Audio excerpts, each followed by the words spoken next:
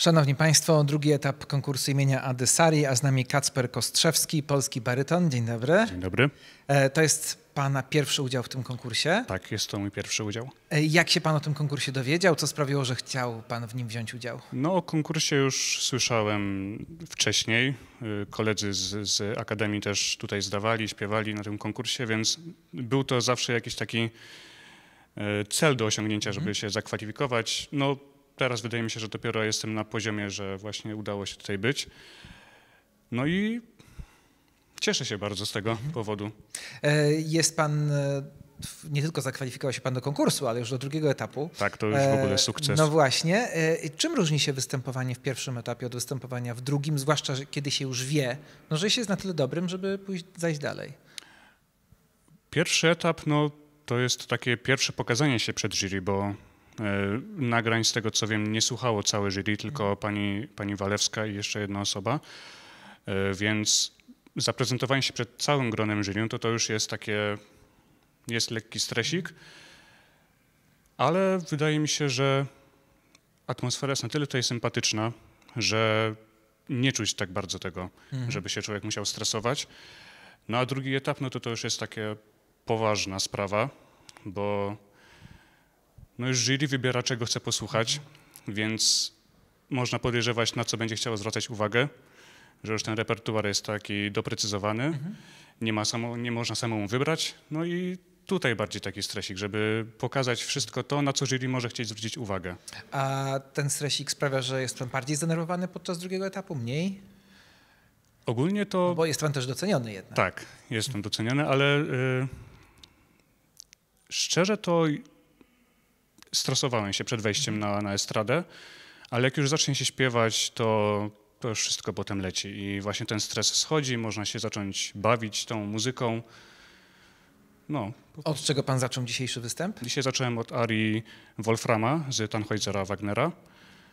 I jak się Pan w Wagnerze czuje? Bo Wagner ma bardzo charakterystyczną własną specyfikę. To jest jakby osobny nurt, można powiedzieć, śpiewania w historii jest opery. To takie unendliche Melodie, ta niekończąca się melodia. Jest ciężko, żeby frazy dobre zrobić, trzeba bardzo dobrze na oddechu trzymać.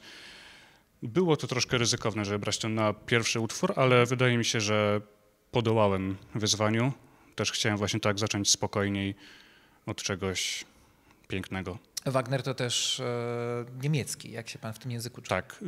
Ogólnie czuję się dobrze. Lubię nawet śpiewać w języku niemieckim. Wiadomo, jest tam ciężko z tymi spółgłoskami, wszystkimi końcówki, żeby właśnie razem z tymi końcówkami jeszcze zachować legato. To też jest problem, ale czuję się w tym dobrze. Później co Pan śpiewał? Później śpiewałem pieśń Żydek Weinberga. I jak tutaj ten repertuar? No to już polski repertuar. No po polsku śpiewa się trochę ciężej niż po niemiecku czy po włosku. Ale wydaje mi się, że też poszło dobrze. No to jest w sumie pieśń, więc tutaj inna trochę technika, inna narracja niż w arii, ale jestem zadowolony. A jak się Pan czuje w dwudziestowiecznym repertuarze? Jakoś dużo styczności z tym repertuarem nie mam jeszcze, ale jeżeli chodzi o takie pieśni, to dobrze się czuję. I co było na koniec? I na koniec była aria Heroda z Herodiady Masne. Piękne dzieło, piękna aria, bardzo emocjonalna, dająca duże możliwości do popisów głosowych. I na koniec chciałem zapytać jeszcze, bo śpiewał Pan i pieśni, i arię, czy Pan bardzo dużo myśli o tym, w jakim kontekście jest osadzone dane dzieło? Że w czasie konkursu trzeba zmieniać atmosferę, trzeba zmieniać nastrój emocjonalny, trzeba trochę wiedzieć, skąd bierze się dana aria i co ta postać, w jakiej jest sytuacji w danym momencie. Na ile dla Pana to jest ważne i na ile ten aspekt emocjonalno-teatralny też podczas konkursu stara się Pan jakoś uwydatnić? No, jest to w sumie, można powiedzieć, nierozłączna część wykonywania arii, czy też pieśni, głównie arii na przykład, żeby wiedzieć, w jakim momencie opery znajduje się teraz bohater, którego śpiewa arię i w jakim kontekście to śpiewa. Więc to bardzo pomaga. Też staram się wchodzić w tę postać w trakcie śpiewania arii. Wiadomo, to jest tylko ułamek tego, co jest na scenie, ale no, pomaga to i zwracam na to uwagę, żeby być emocjonalnie postacią przy śpiewaniu.